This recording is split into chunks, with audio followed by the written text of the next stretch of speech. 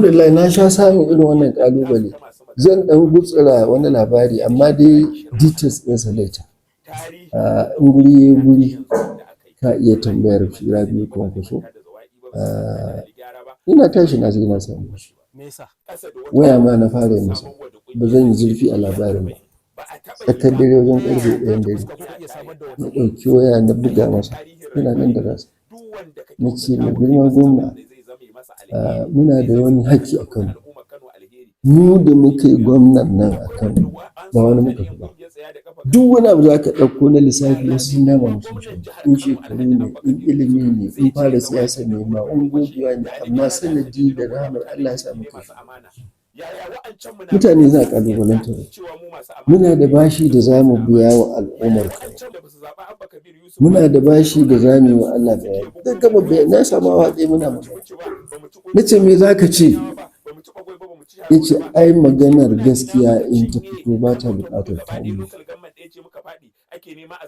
Ya ce duk abin da ka shirya shi za a yi.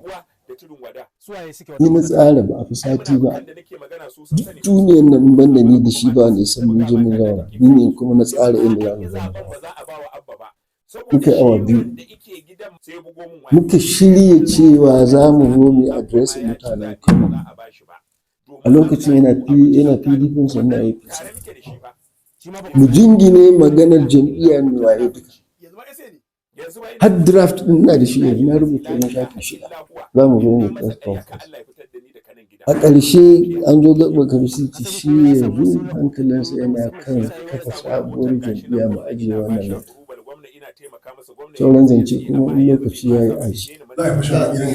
Kuma a yanzu a ƙarshe kalmar da zan ce daga shi har Ganduje ba wanda ba na kiransa mai magana.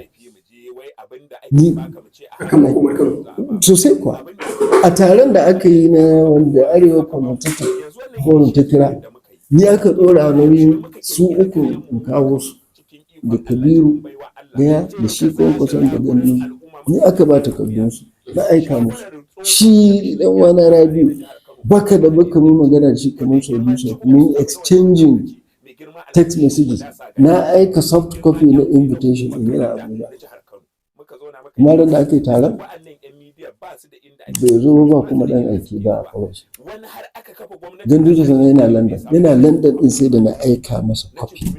Na ce ga taron da za a yi. Na ce kuma lallai ya turo wakili a ba da apology.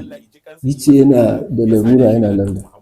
Ya turo Usman Alhaji wajen taron. Wato wayannan details ne da ba lallai mu fito da su ba.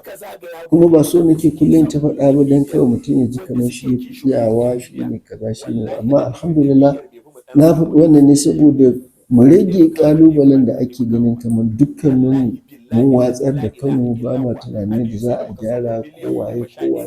Zan so insha Allah in kun samu dama irin wannan tambayar kai musu. Shi da har Ganduje har Kabiru ga duk su duba wai shi kadai ba. Ina gaya maka ne wato tilan muna ƙoƙarin mu ga me za mu yi ne. Ai shi ne tunanin da na yi a kafa wannan kwamiti na iyaye. Kuma duk mu hudun muna ciki. Na ce kuma duk wanda zai wani takara ko fita campaign wallahi ko sanda aka ga sun fito da shi a kira ɗan takarar in yaƙi a shelanta wa Kano a nuna shi cewa kar ku zaɓe shi. Kuma me amfani to in ka ɗau gariyo da sanda da kashewa yan kanan da kake so ka zo ke mulki so za ka yi kaji a je zaɓe in ƙuri'a ɗaya ka samu shine Allah ya baka ka tafi ka gida wanda Allah ya bashi je gobe lokaci ya yi mutane su zaɓi abin da suke so. Domin duk wanda ya ci zaɓe with any fraud ko zuwa kai ka tare gini ka abu Allah ba ruwan ka. So wannan duk abubuwa ne wanda suke muna iya ƙoƙarinmu amma dai ƙurunƙus ɗin shi ne siyasa dai muna nan muna yi. Kuma a bambance siyasa is different from jam'iyya. Duk jam'iyyun nan wallahi uwarsu ɗaya wansu. Wani kuwa wacce ce ba shakiya a ciki? Wacce ce ba ta zalunci a sanin